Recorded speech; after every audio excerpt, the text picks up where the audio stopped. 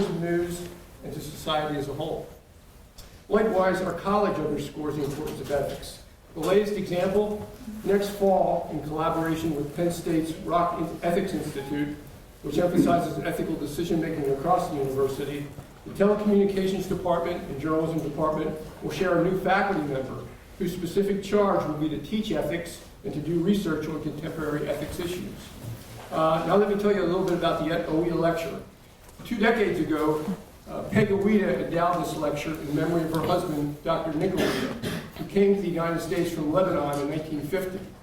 He set up what would become a successful medical practice in New Kensington, Pennsylvania. Elected president of the medical staff at his local hospital, Dr. Oweida enjoyed a sterling reputation until a newspaper suggested that he had been making incorrect diagnoses and performing unnecessary surgeries. In an effort to regain his reputation, Dr. Oweida sued and won.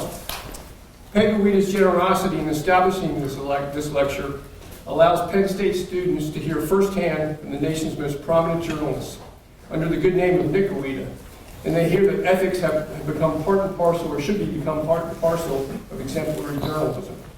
Tonight's speaker certainly fills that bill as one of the nation's preeminent journalists. And at this time, I'd like to introduce Foster Professor of Writing and Editing, Tony Barbieri, who will serve as moderator tonight.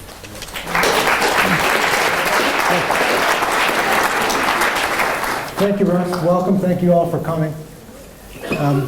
Before I introduce our speaker, Kathleen Carroll, I'd like to spend just a minute talking about the extraordinary news organization which she leads, the Associated Press.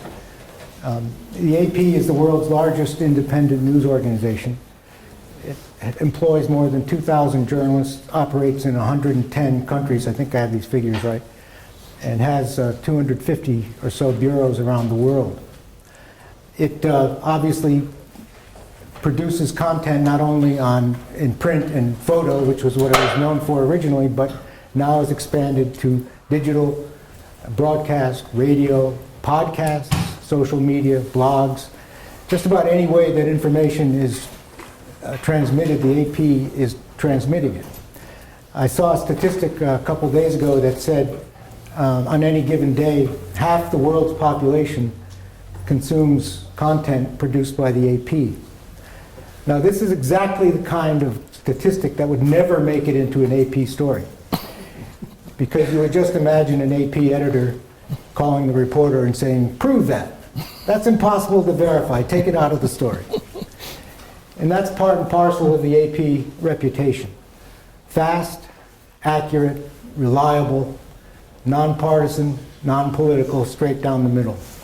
That's the gold standard for agency journalism and the gold standard, and that's why AP is so commonly used not only in the US but all over the world. Our speaker tonight, Kathleen Carroll, is in charge of all this from her office on West 33rd Street in New York, which is the headquarters of the AP. She is the senior vice president and executive editor of the Associated Press, and she's been in that job since 2002. Now, this is an unusually long period of time for someone to have held that job. And it's a very difficult job because she not only has to operate the journalism of the AP, but because of her position, she is almost de facto spokesman for the journalism community in the country. So you will commonly see the AP involved in controversies and conflicts and lawsuits with the government over very important but sometimes obscure issues about access to public information, being able to attend events. The AP deals with institutions, sets standards for things like that that the rest of the industry more or less follows along. Anyone here who's taken a writing course, you all know you have to know AP style. And that's just one small example. So today, you're very lucky to be able to hear from one of the leading journalists in our country. I'm sure Kathleen is going to talk about a lot of the issues that we study day after day in our classes. I want you, though, to be thinking of questions because you're going to have a chance to talk to somebody who really is really on the leading edge of what's happening in journalism today. After Kathleen's presentation, I'm going to come back for a few seconds and ask her a couple of questions, but then I want the rest of you to take it over. We'll open the floor to your questions. So right now, please join me in giving a Penn State welcome to Kathleen Carroll, Executive Editor of the AP.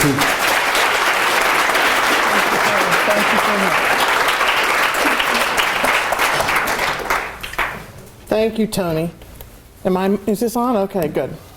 It's much better to bring slides when you're going to be speaking so I can talk to you from the dark. I really appreciate being invited here. This is a school of great legend, and a lot of friends and colleagues have matriculated, if that's a word that people still use, and an awful lot of really smart and wonderful people teach here. So it's a real pleasure for me to be here with you. So tonight, how many of you are carrying a smartphone of some kind? Hold it up. Let's see it. Oh, yeah. Okay. And how many photos have you taken with that this week? A few or a few dozen, maybe? And you've shared them, right? On Instagram or Snapchat or Twitter, or for those of you over 30, Facebook. The phones and the laptops that you're using, I can see the little Apple lights blinking, they all have a lot of really nifty tools to play with those photos. You know, you can make them black and white or green or toasted brown, or you can add things and subtract things. You can exaggerate your duck lips and make them look better or worse. These phones and devices are great tools for news gathering. They're also great tools for creating art. But those two things don't blend together, creating art and making news imagery.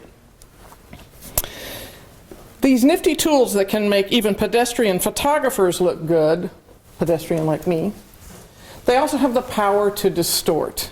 And that's what we're going to talk about a little bit here. These tools can make it easy for photos to lie. But it isn't tools alone that can cause photos to be wrong. Photographs are just a wonderful thing. I just love them. They have a magic that's really different from the grit and immediacy that you get from video, or even live video that puts you in a place. Photographs give us stopped moments in time. Moments sometimes that aren't even visible to the human eye when they happen. You can linger over a photograph, and that's why photographs have a special power. They feel more truthful, kind of like a heavy hardback book can feel more truthful than blips of light on a screen, even if that isn't true. That special power means that photographers and editors have a very special responsibility to be sure that news photos are truthful. And that's a very tricky business, toaster filters aside. I want to look at some examples with you, and I'll warn you that the next one, while famous, is also a little bit grisly. This picture was taken on February 1st in 1968 on a street in Saigon at the height of the Vietnam War. You've probably seen it before. It shows a South Vietnamese general executing a suspected Viet Cong officer. The raw moment of this execution helped fuel anti-war sentiment in the United States. Catching that moment took great instinct and great skill. Cameras in 1968 were not nearly as fast or as sophisticated as they are today. You manually advanced the film, strips of film.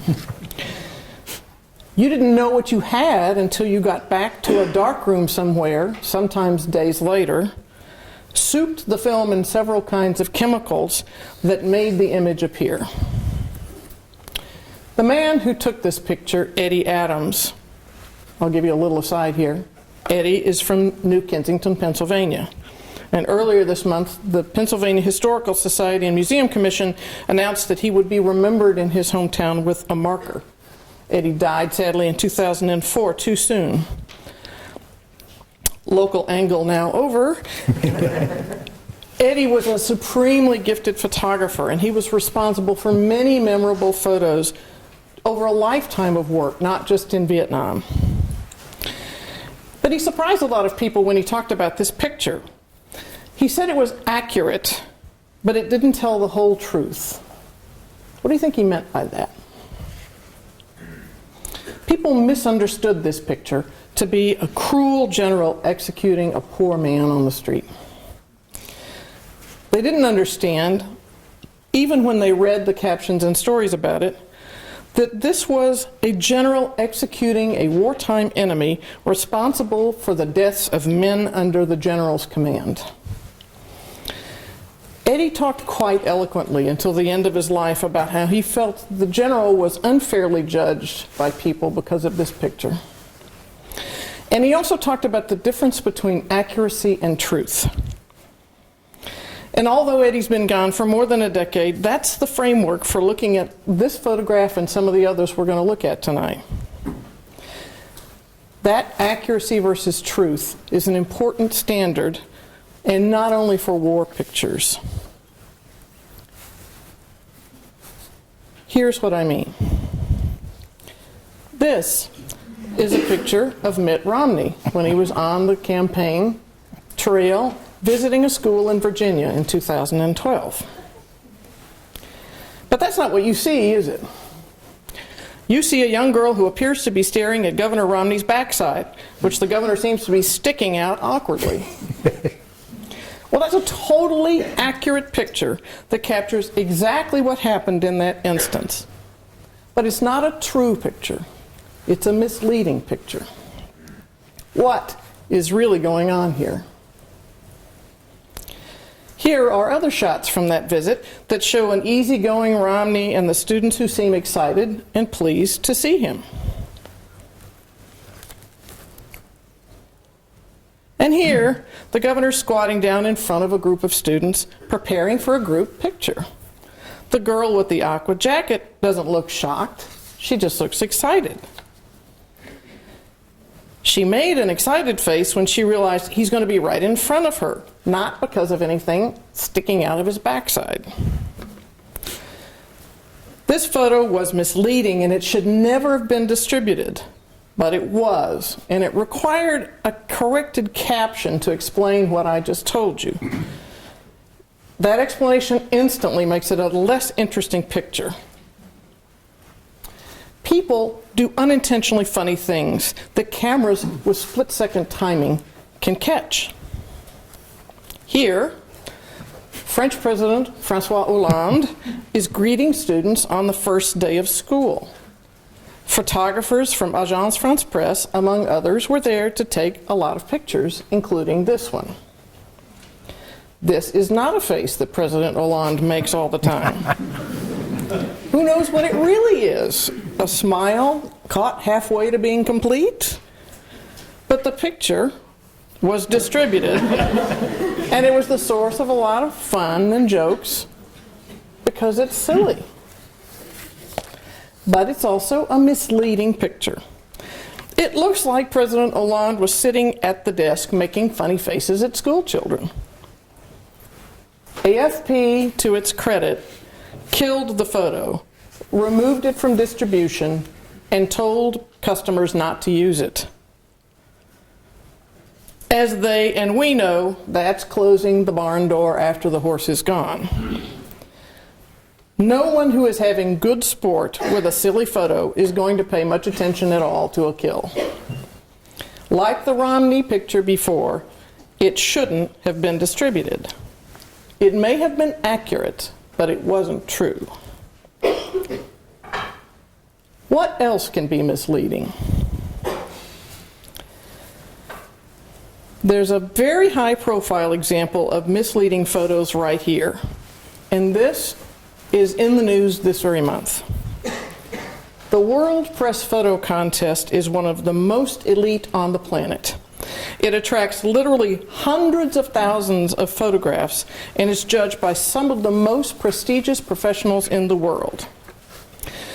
They look hard for doctored and altered and false photos, and this year threw out 20% of the semifinalists, not the original submissions, the semifinalists, 20% had to be thrown out because they had been altered.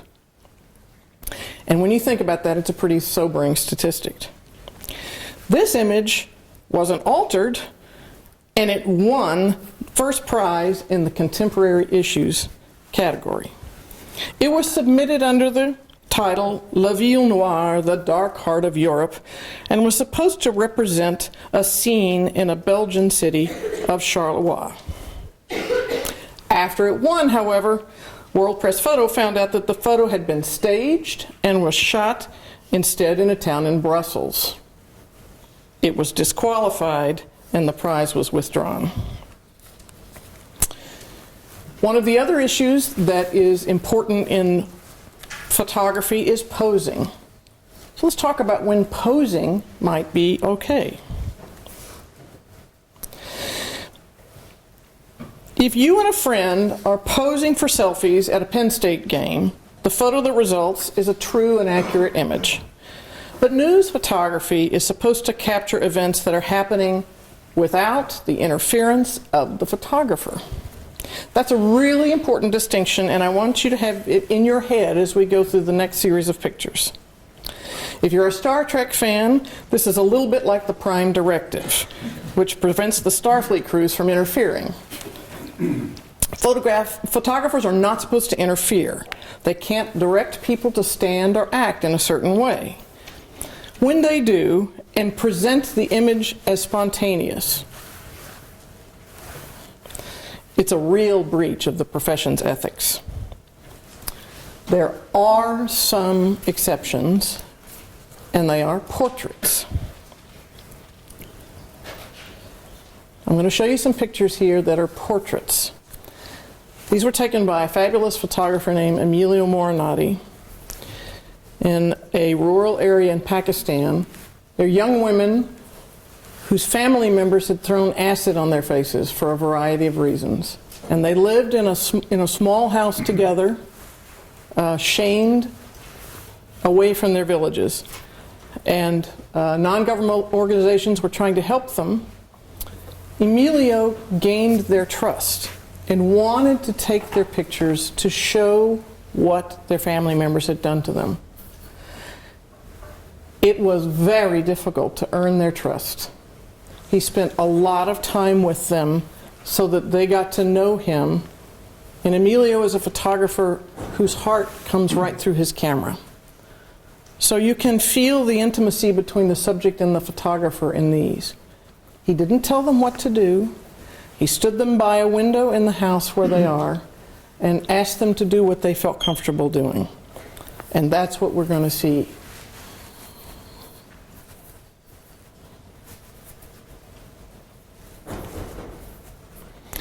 These are incredibly powerful news photographs.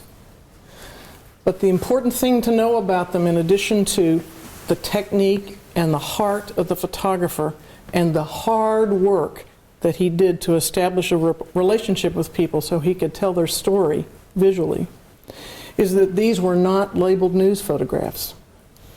These were labeled portraits. He never told them what to do. He didn't tell them how to pose. But they were on purpose looking into his camera, and he was taking their pictures. When we get to the end, I want to hear from you. I want you to think about it, and I want to hear from you about how you feel about the news value of some of the portraits that we're going to see, these and others. Next are some other kinds of portraits. These are shot by an entertainment photographer who's quite skilled. She sets up a booth at Sundance, and actors who are there to promote their films, let's not forget, they have a totally different relationship with the photographer than the scarred women in Pakistan. She says, do what you want to do. And they come in and they ham it up. And some really interesting portraits come out of that.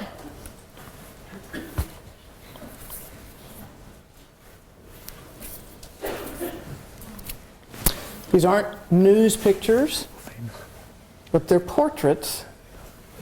And they're very popular with customers who understand exactly what they are. Next, I want to show you some portraits that are newsier than these and even newsier than the women in Pakistan. This is also in Pakistan, taken by another photographer, another incredibly talented photographer named Mohammed Mohisen, a 2-time Pulitzer winner. These are men who earn their living dressing as women and dancing at parties for men at night. We wanted to show the transformation of these men into the women.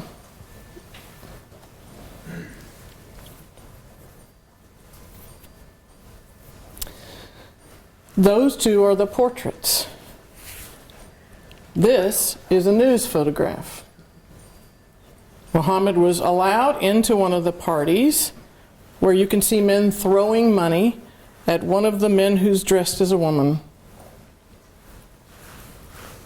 I don't want to oversimplify it, but the reason this is a news photograph is because this would happen whether Muhammad was there or not. And these happened because Muhammad was there and asked to see them in their male clothing and in their female clothing. All right. What's important about all of these is trust and intimacy. The photographer establishes a relationship of trust with the people they're taking pictures of, and that allows an intimacy that we, the viewer, get to enjoy. These pictures are not only accurate, they are true. What happens when the camera itself becomes a factor in the news story that you're covering? This is particularly true in demonstrations, either political demonstrations or demonstrations of grief. I'm going to show you some pictures from demonstrations around the world. Some of them are Wall Street demonstrations, some from Egypt. And in each case, I'd ask you to look at whether or not you think the people in the picture are doing things because they know a camera is there. This is a really difficult thing for photographers to balance. If you're there to do a job, if you see people starting to change their behavior when you show up, what do? What's the ethical thing to do? Do you put the camera down? Do you go away? Do you make the picture and say that they started hamming it up while you showed up? What's the right thing to do? So take a look at these and tell me whether you see any actors or hams.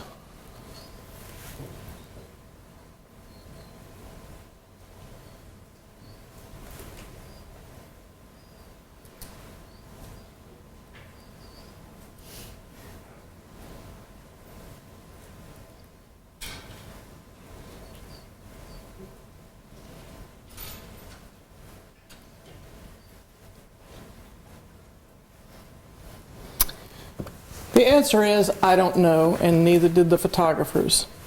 You can't always tell. Sometimes people will just amp up a feeling that they're genuinely having, a genuine emotion, genuine anger. Sometimes they see that with the camera as the way to get their message out. This isn't chemistry, folks.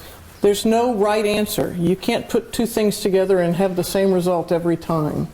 But you have to know who you are and what your standards are, and you have to know what it takes to create accurate photographs that are also true. Thank you very much for your time, and I look forward to having a conversation with you. And I'll just give you fair warning, if you don't have any questions for me, I'll have some for you.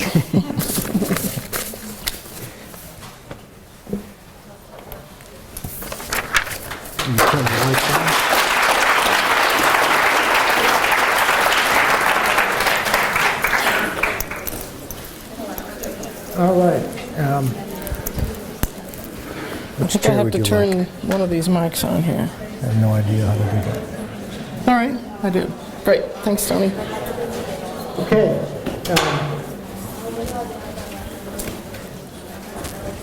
Kathleen, let me start with a question. I found a curious little item a couple of days ago when reading about the AP that you have approved the use of a computer program to generate news stories. And as a former reporter, I immediately thought, that can't be true. So these will be business stories and some sports stories. And I'll call them robots. And the press release that I read, it quoted the person who built the program as saying that the stories have, quote, far fewer errors than your own Associated Press reporters make. So tell me, what's going on here? Sure.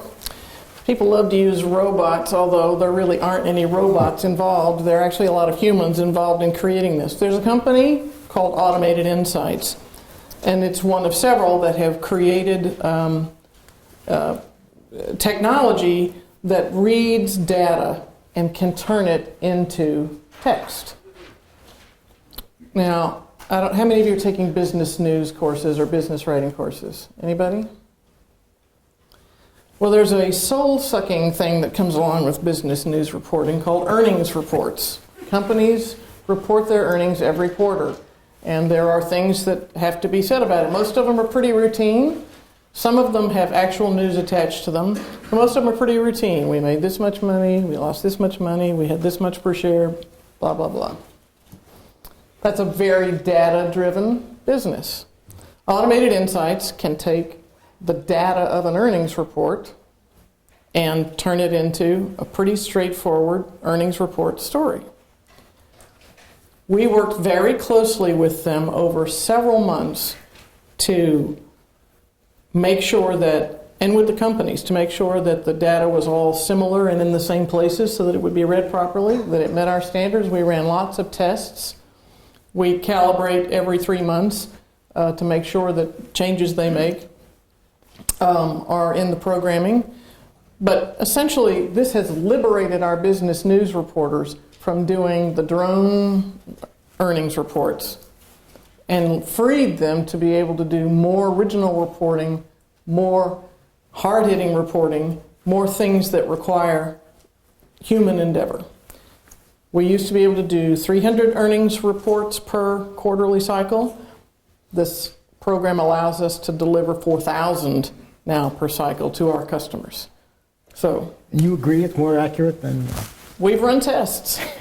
We've run tests. We have a lot of data that's associated with it, and we have a lot of human oversight of it. So, the sports, we're looking at it. We are just signing some agreements to provide sports. We cover a lot of sports. We cover a lot of college sports, professional sports. There's a demand from our customers for D1, D2 sports, a lot of leagues, a lot of sports that we haven't been able to cover in a cost-effective way because it requires, reporters at all those places. We're able to do now with data, and we'll start delivering, I think, in the spring, a variety of sports that we've never been able to provide before. So we have an audience. Those colleges will have an audience, and those sports will have an audience that they never had before.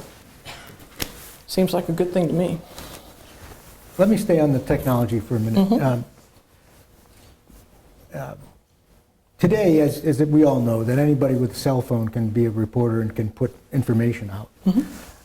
The AP has always prided itself as being first, fast, and accurate.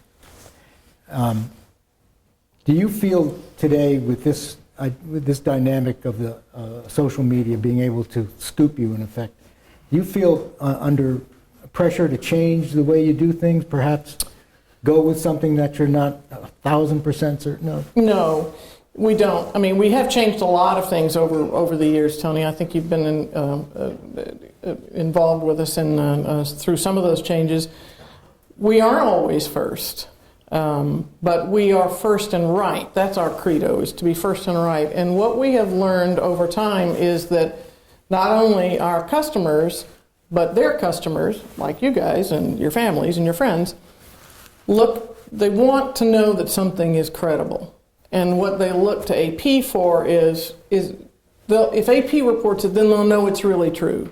They're really glad to see that, something has happened, but they want the credibility of somebody who's checked it out and who's verified it. We spend an enormous amount of time verifying things on social media. Social media is a fantastic news gathering tool, but it's also full of a lot of crap, as you may have noticed. and verifying that in all using the same kind of reporting tools that you've always used, finding somebody at the scene, talking to them, all those kind of things.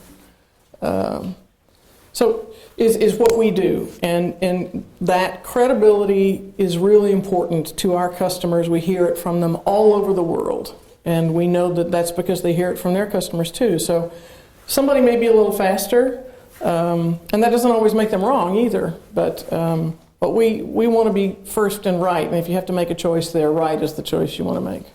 There's a temptation, I suppose, in social media when an outfit like the AP is using it to promote your story, for opinion to creep in there. How do you look out for that, or do you look out for it? Do you want it to happen? No, AP is a news service. We don't have columns, we don't have opinions, we don't have an editorial page, and there's a line that is, we do have a lot of people who are experts in their field, and we want them to convey, in whatever format is theirs, their expertise. You want somebody who's covered a team for a long time to tell you what's true and what's not. You want somebody who's covered government a long time to tell you when somebody is, maybe not being entirely truthful. But to not call names and be stupid about it. So this is the ground we occupy. We're not opinion writers and we're not snark bombs, but we do want people to understand that we know something and why we know it, and that we bring something to the table. And finding our way. Everybody has their own voice, and finding their way to do that. But pushing people to write and tell stories, voice stories, video stories with some authority. That's the word we tend to look for. You have authority because you know what you're talking about, which means, ladies and gentlemen, that you can't get something halfway right and write around it. You better know your stuff. Who's got a question? Yes. So, one of the key parts of journalism is to expose corruption and injustice. We have a moral obligation to do that. But I feel like that's sometimes a hard balance to strike when you're being totally apolitical, or at least that's a hard balance to maintain in the public's eye. Is that... No, the question was, is it, in being non-political, does it make it harder to expose corruption? Corruption is corruption. There's no politics to corruption. It's happily bipartisan. Corruption. If you define corruption in government, for example, as is misusing funds or doing things that you're not put in office to do, there's nothing political about that. That's just people not living up to the standards that the voters have expected of them. So. No, we don't have any trouble with that. There's more than enough to go around, I agree. Yes. Good question. What are your thoughts on the journalism industry as a whole, meaning the transition to more of an online medium from newspapers? Like, for example, I write for OnwardState.com. We're kind of representing the newer side of the industry. What are your thoughts on it? My son is a college sophomore, not here. And I told him I was coming to talk with you, and I said I'm a little nervous because I have seen a lot of, in doing some research to get ready for this, I've seen a lot of journalism students say, please don't come talk to us and tell us there's never been a better time to be a journalist. But I really believe that, so, tough noogies if you don't like it. Format agnostic. We're a format agnostic. You should be too. People want information. There's a fantastic study that was out earlier this week that showed what I have believed for a long time, that young people consume news all the time. Not this old canard that young people don't consume news has been, can I say bullshit? Sorry. If I can't say bullshit, I didn't say it.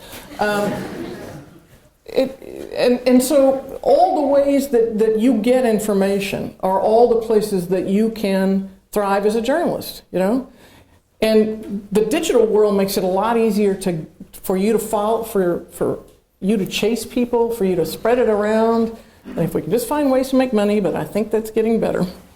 It's a wonderful thing, And people aren't. One of the other fears was that people were only going to want to know about what they wanted to know about, and that they weren't going to they weren't going to be surprised by something, and they weren't going to be curious, and there wasn't going to be serendipity. And I just don't think that's happening. I really don't. So do I know where your next job is going to be? No, but I think there's going to be one for you, and I think it's going to be just as fun as mine was when I was your age. Except maybe the pay will be a little better. I made $2.50 an hour, so yeah. Let me just sort of follow up on that. Yep. The AP quite laudably takes the lead in a lot of cases, court cases. In fact, you're suing to have access to Hillary Clinton's email. Though some poor slob is going to have to read 32,000 of those. If not now, then in history. The tighter the financial pressures become, the less and less possible this is for most news organizations to finance these kinds of things. Do you think government realizes this and is sort of challenging us? Well, if you don't like it, sue me? You bet. You bet. Since 9/11, the blanket of secrecy and the excuse of national security has become the biggest lie told in America. And the other thing that's now happening is cash-strapped governments are saying, well, we don't have the people to do that.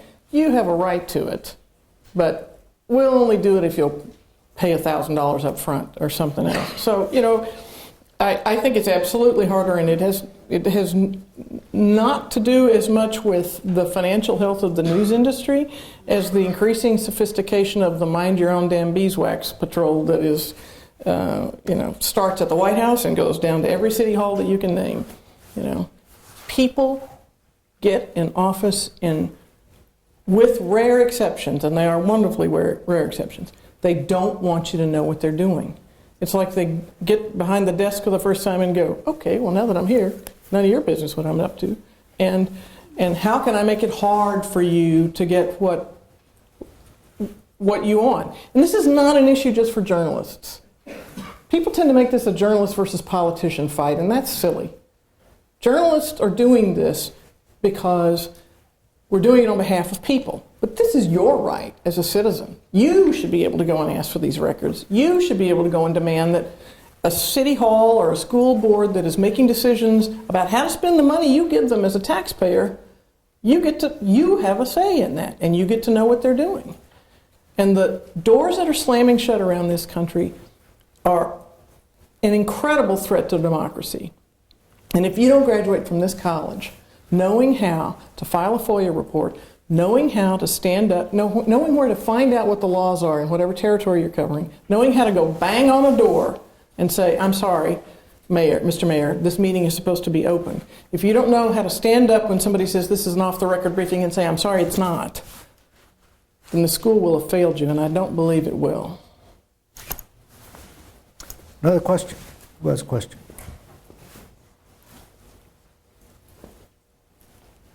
Well, Kathleen, make good on your threat then. Oh, I guess it's okay. You said that there's a lot of great news via social media. You said that you have to sift through a lot of crap to get to it.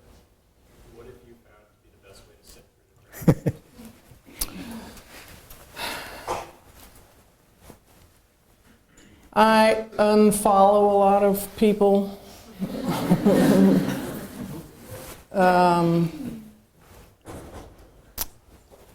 I'm not, to be honest, my favorite social media place to live is Instagram.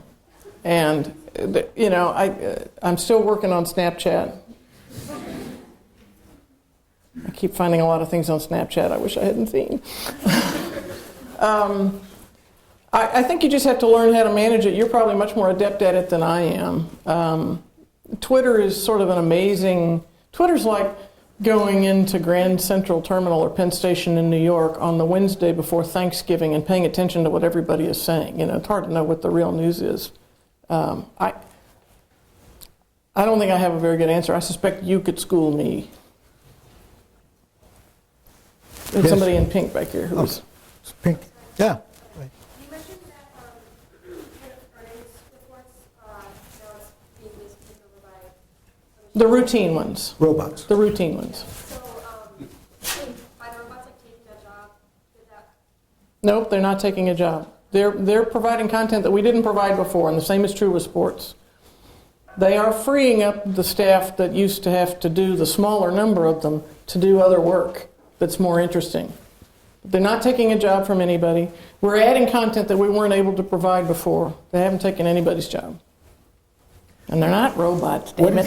What is the job situation? Is it rising or falling? I'm sorry? What is the job situation at AP? Is it increasing? Good. Good. No. Increasing? Decreasing? About holding steady, but when people leave and we hire new people and we're always doing things we have a lot of jobs that didn't exist 2 years ago, and that's been true for the last several years. We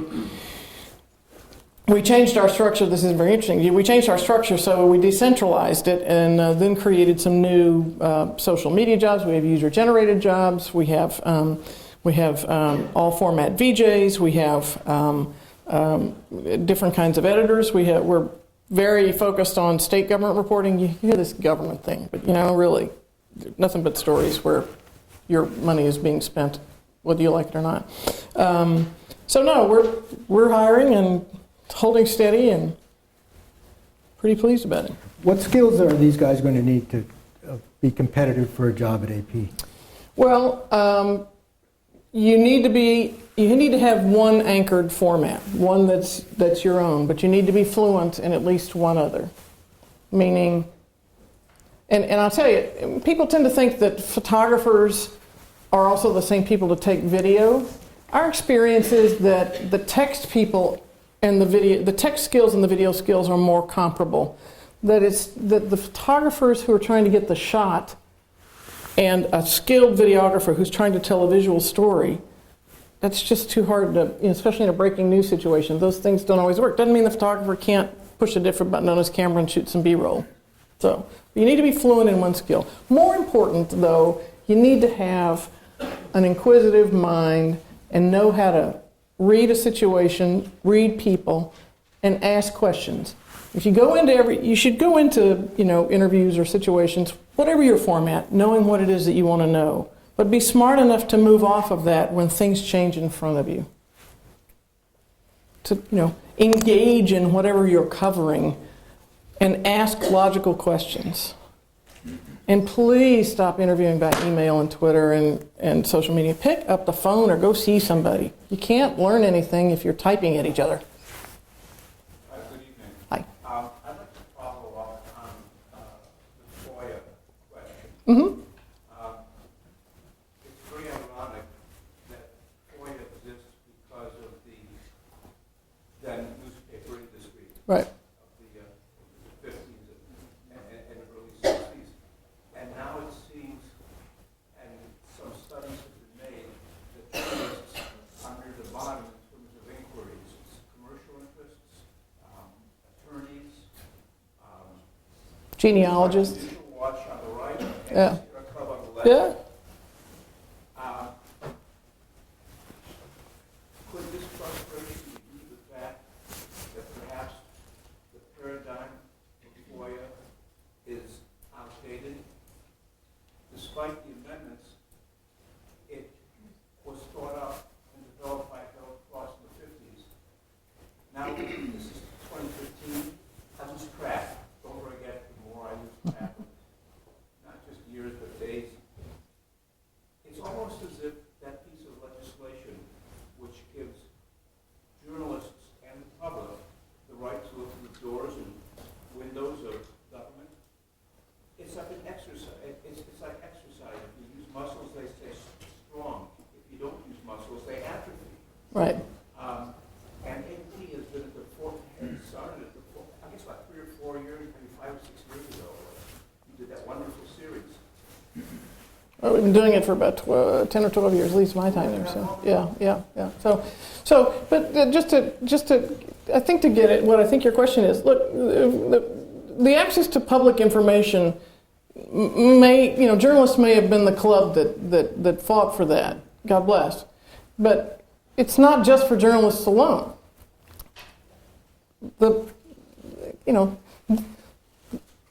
It sounds like an old trope, but it's not. We pay for governments. We elect governments, big and small. We have a right to know what they're doing. They're doing it in our name. They're doing it on our behalf. We get to know what that is. And if journalists ask those questions, great. If genealogists ask those questions, if political parties ask those questions, they still have, there's no special club to get to ask those questions. Anybody can ask those questions. The government has to figure, if they're being swamped, too bad.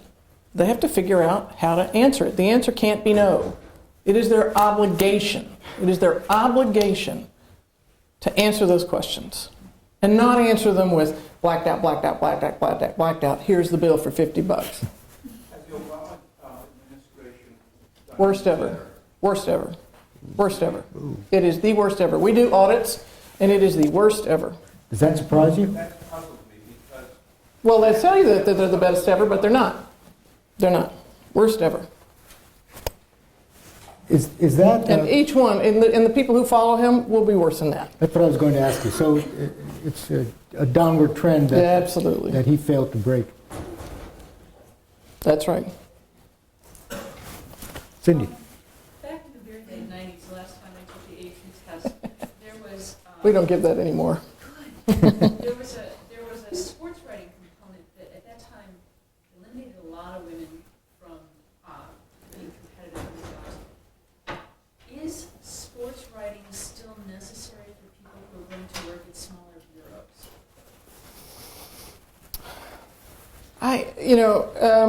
Maybe. And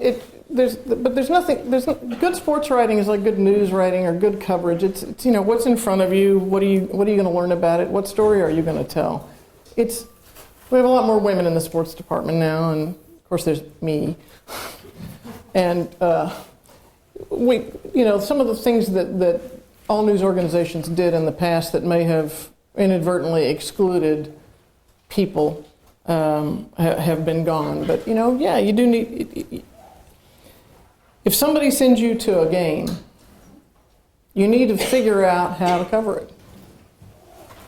It's not that complicated. There are two sides, they're playing, somebody can give you that. You need to know how to ask questions and do a story on it. It's not that big a deal. More questions? So I have one of you. Yes. I have one of you before you guys. What are you guys worried about? Don't tell me student loan payments and grades and stuff. What are you worried about after you graduate? Is there going to be a job? Are you going to like it? Are you going to have to live in some place you don't like? Are you going to end up in your parents' house again? I think None we're of the already there above? most of the What? What are you worried about?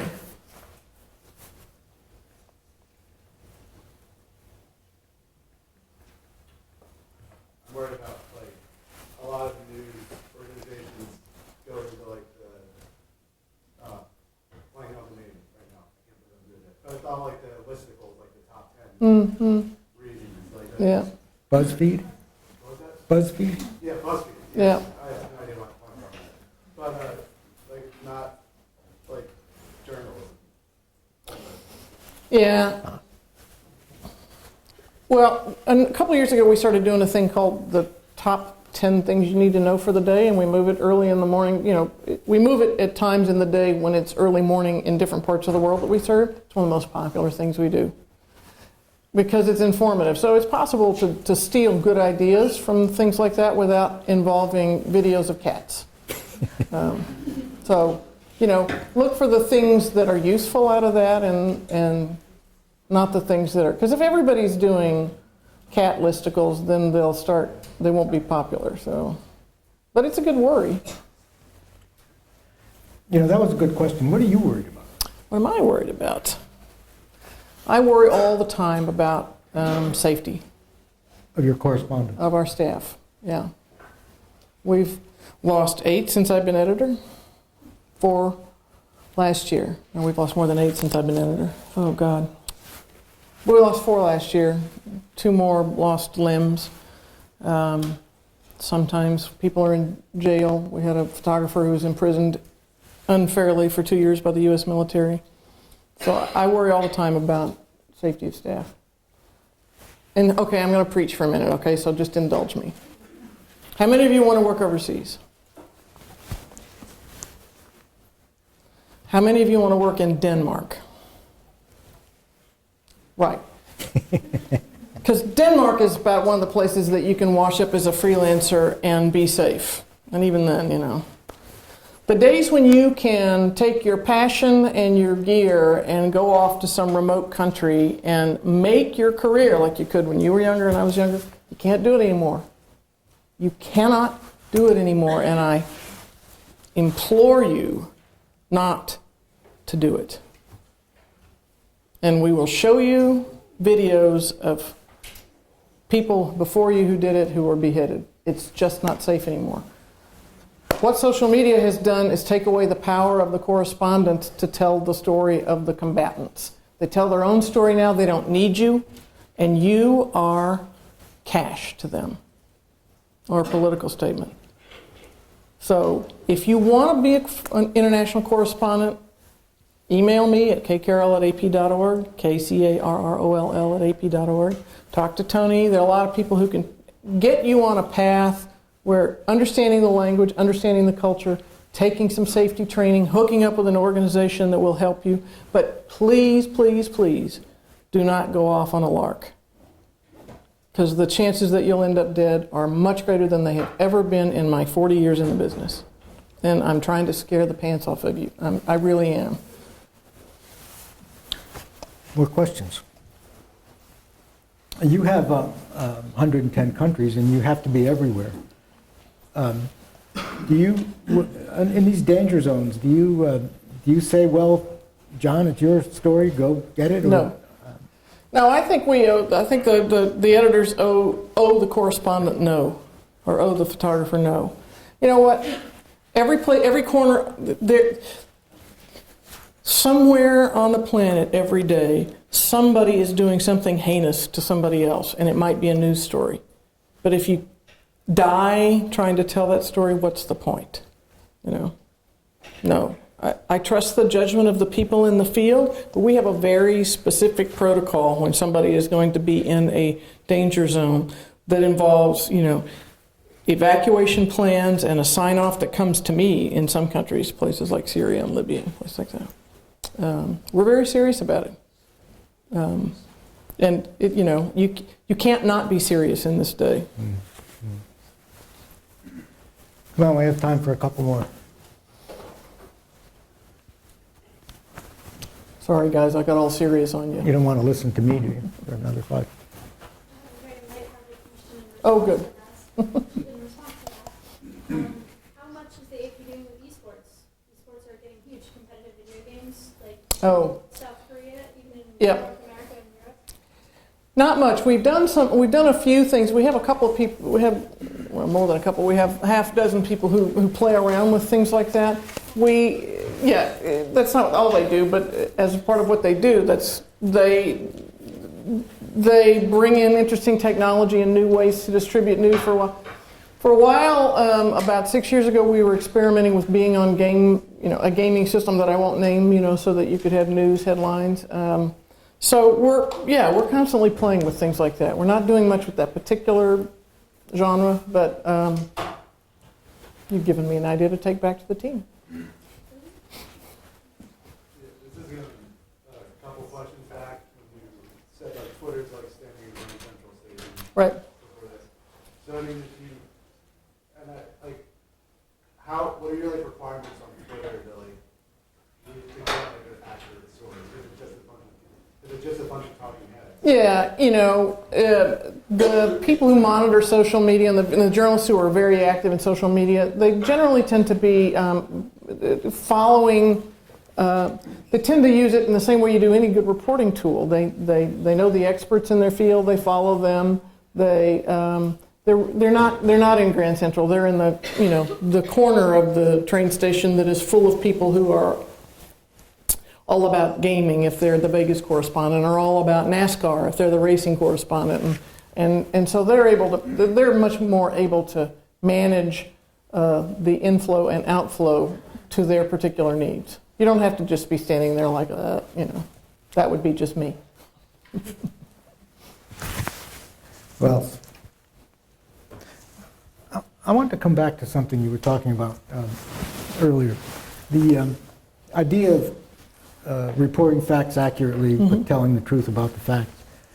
Do you find that sometimes brings you a little bit close to the line of advocacy, or calling somebody a liar, or appearing to take a side on an issue?